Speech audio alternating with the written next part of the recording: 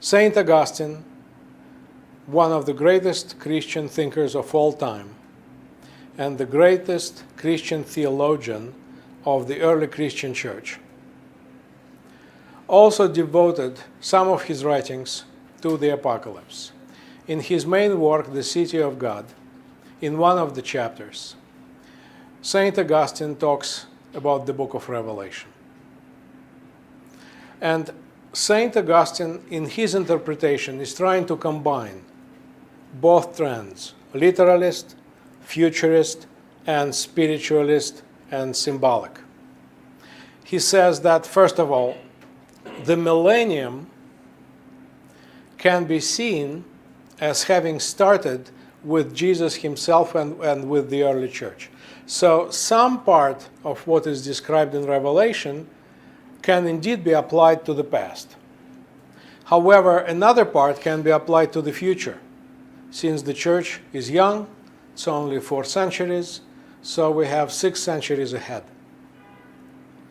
Saint Augustine also says that in addition to historical interpretation of the book, it is also useful to interpret this book spiritually, because spiritual interpretation is very good for the soul of the believer. And finally, he comes to the main question. Should we wait for the apocalyptic disasters to come very soon?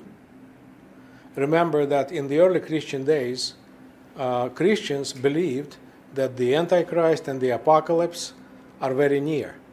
They are waiting for this to happen in their lifetime. So St. Augustine asked this question: should we wait? Should we believe that it is very, very near at our doorstep? Or should we believe that the apocalypse is not going to happen in the near future, but maybe in the distant future? And his answer to the question is this. He says, if we believe that the apocalypse is almost at hand, then we are risking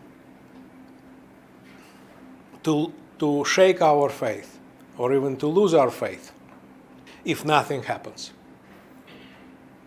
On the other hand, if we believe that the apocalypse is not in the near future, but in the distant future, very distant future, we are in danger of not being prepared to the apocalypse if it happens very soon.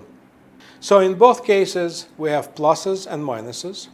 And as a result, St. Augustine says that in this particular question, he remains an agnostic, meaning that he decides to say that he does not know. We always have to be vigilant. We always have to be prepared.